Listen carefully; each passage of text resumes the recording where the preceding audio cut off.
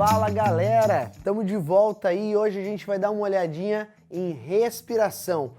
Olha só, a gente começa falando então da cavidade nasal. A cavidade nasal que é por onde entra o ar. É claro, nem em todos os momentos o ar vai entrar por aqui. Por quê, Alisson?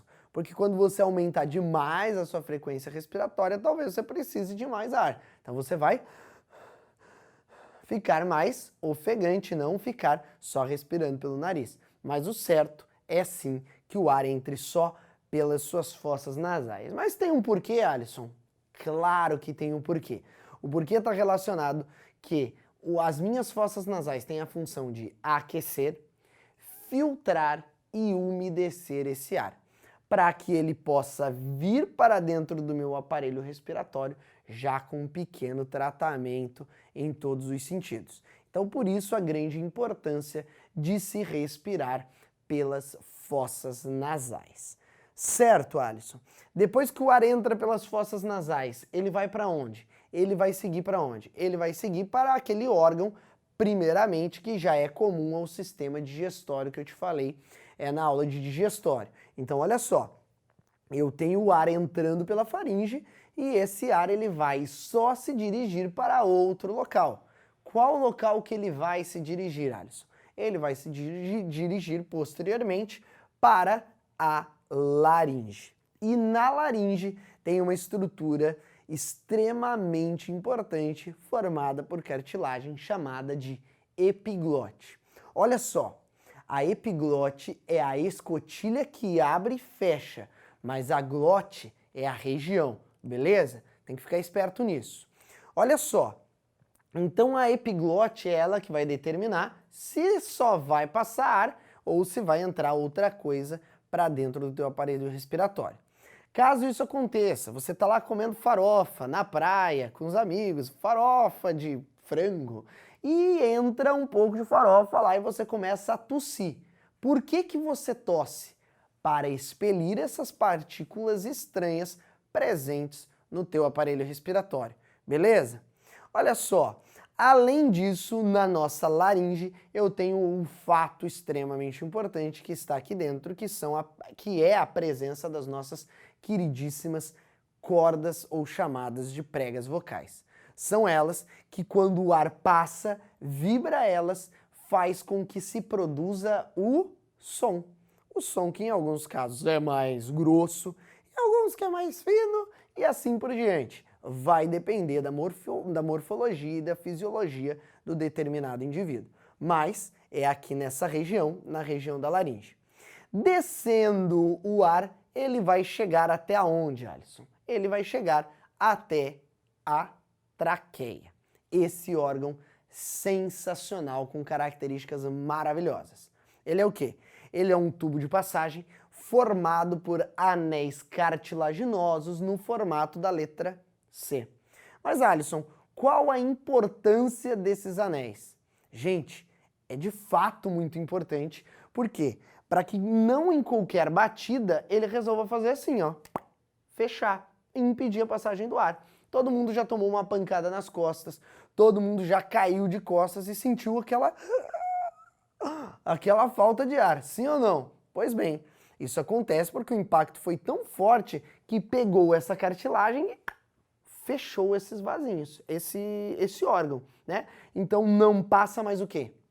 Não passa mais o ar. Mas claro, isso volta ao normal e depois você vê a vida novamente. Isso é muito importante. Então, depois que o ar passa pela traqueia, ele segue. E ele segue para essas ramificações, as quais já vão pertencer à parte dos pulmões, que são os brônquios e os bronquíolos. É extremamente importante a gente dar uma relembradinha em algumas coisas aqui. Olha só, vem comigo. Cara, quando a gente fala de brônquios e bronquíolos, é inevitável a gente falar sobre asma, bronquite, bronquite asmática. O que é isso? Isso são inflamações que ocorrem nos nossos brônquios e bronquíolos que impedem a passagem de ar.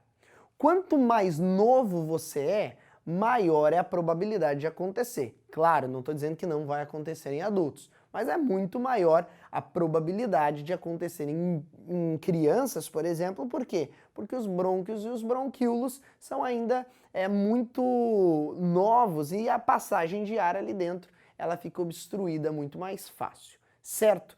Por que que é importante a gente relembrar disso, Alisson? Porque essas inflamações impedem a passagem do ar, causando insuficiência respiratória. Perfeito? E agora então a gente vai dar uma olhada aonde? Naquele cara que é o mais esperado, que são os nossos queridos pulmões, certo? A gente vai falar de outras coisas aqui também. Primeiramente, eu quero que você olhe, você está vendo esse pulmão de frente, amigo.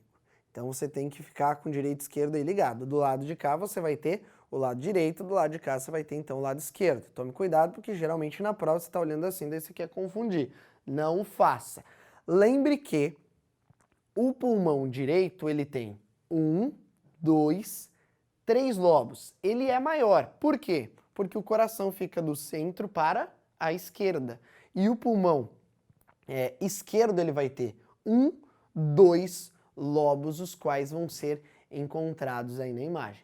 Então lembre que o pulmão direito é maior do que o pulmão esquerdo. Perfeito? Esse pulmão ele é recoberto por uma serosa e não uma mucosa. Mucosa, revestimento interno, serosa, revestimento externo. E também faz parte, obviamente, internamente desses caras, o quê? Os brônquios e os bronquíolos. Perfeito. Claro que as trocas gasosas ocorrem nos meus pulmões, mas eles vão inflar e desinflar de acordo com os movimentos respiratórios e de acordo com o funcionamento desse cara que é o músculo diafragma, que poucos às vezes conseguem entender. Mas imagina o diafragma como sendo uma película, tá? Que vai dividir a cavidade torácica da cavidade abdominal, que vai estar aqui para baixo. Então, basicamente, é isso, morfologicamente falando, que o diafragma vai fazer. Então, aqui eu tenho os meus queridíssimos pulmões. Só que dentro deles eu tenho uma estrutura mega importante, onde ocorrem, né, as nossas trocas gasosas, que são quem? Que são os alvéolos pulmonares. Esses alvéolos, eles são estruturas as quais são responsáveis por fazer a troca gasosa. E ele tem esse formato muito bonitinho aqui, por quê? Porque isso vai poder aumentar também a área de absorção para efetivamente ficar melhor essas trocas gasosas. Eu quero que tu olhe que eu tenho células dentro desse meu sangue que são chamadas de hemácias. Essas células com ferro e hemoglobina são ótimos para transportar gases, como os quais? Oxigênio e CO2. Só que elas fazem uma ligação maravilhosa também com o monóxido de carbono, que é o CO. Só que essa, galera, é uma ligação estável. A hemácia, a hemoglobina, melhor dizendo, ela não se desgruda do monóxido de carbono, levando a casos como de asfixia, o que é, obviamente, muito prejudicial. Então, nesse alvéolo que ocorre, então, a troca gasosa. Tome cuidado, existem questões as quais abrangem que é no coração que ocorrem essas trocas. Não, essas trocas gasosas vão ocorrer justamente dentro do meu alvéolo. E aqui, galera, nesse alvéolo com a parte externa, eu também posso falar de mais uma doença que é o chamado enfisema pulmonar. O que acontece? Tá vendo todas essas lombadinhas bonitinhas desse alvéolo? Pois bem, quando a pessoa tem o enfisema pulmonar, essas lombadinhas somem, diminuem a área de troca gasosa e ocorrem os problemas corriqueiros das pessoas com problemas respiratórios, que é o quê? A falta de ar ou a insuficiência respiratória, como mais comum dizendo. Perfeito?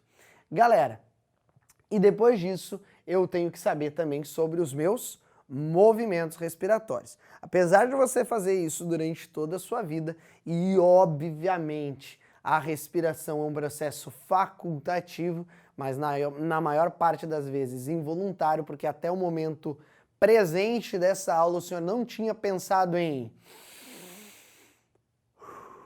inspirar e expirar, agora o senhor pensou e está fazendo, né? Faz mais uma vez aí.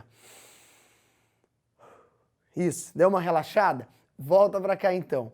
O que eu tenho que entender que acontece aqui? O que acontece fisiologicamente?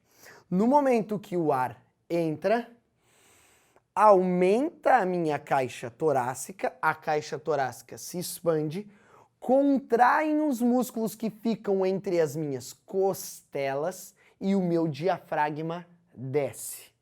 É correto dizer que o diafragma contrai, mas como ele é um músculo um pouquinho diferente, o aluno tem dificuldade em assimilar. Então o que a gente costuma dizer? Que o diafragma, ele desce. Então diz comigo também que ele vai descer, que ele vai contrair. E óbvio, o que acontece na expiração? Exatamente o contrário. O ar sai de dentro dos nossos pulmões, os músculos intercostais relaxam, a caixa torácica diminui e o diafragma eleva-se, volta novamente para a posição inicial. Perfeito? Então, isso é extremamente importante de se observar. Só que você deve estar pensando, Alisson, mas eu já ouvi falar sobre uma coisa chamada pressão interna dos pulmões. O que acontece durante a inspiração e a expiração? Vem comigo. Cara, na inspiração, a pressão interna dos pulmões diminui. Para quê? Para que o ar possa entrar. E na expiração, a pressão interna dos pulmões aumenta para que o ar possa ser expelido. Basicamente isso, certo? Então, quando eu tenho esses processos acontecendo, eu tenho os movimentos respiratórios. Perfeito? E cara, além dos movimentos respiratórios, eu tenho que saber quem controla esse movimento respiratório. Então, por parte de quem que ocorre o controle da respiração? Por uma região dentro do nosso encéfalo chamado de bulbo raquidiano, o qual controla os nossos movimentos respiratórios, a frequência respiratória através de uma coisa.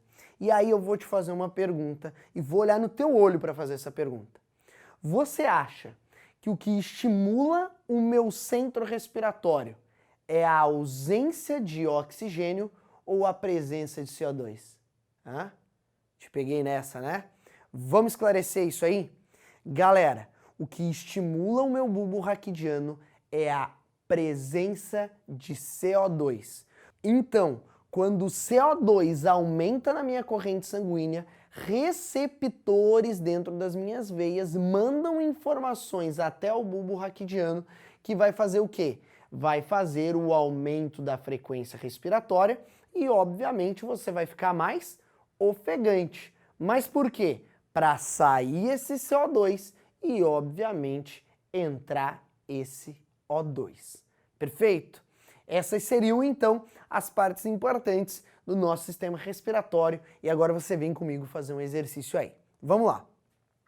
A produção de soro antiofídico é feita por meio da extração da peçonha de serpentes que, após tratamento, é introduzida em um cavalo. Em seguida, são feitas sangrias para avaliar a concentração de anticorpos produzidos pelo cavalo. Quando essa concentração atinge o valor desejado, é realizada a sangria final para a obtenção do soro. As hemácias são devolvidas ao animal por meio de uma técnica denominada plasmaferese, a fim de reduzir os efeitos colaterais provocados pela sangria.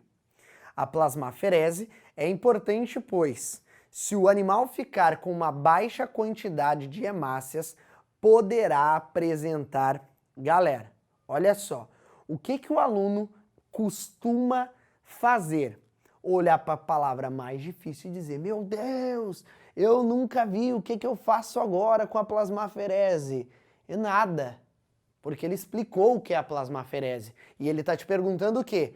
Se ficar com baixa quantidade de hemácias, o que vai acontecer? E eu já te expliquei qual a função de uma hemácia: transportar gases. Então o que você marca?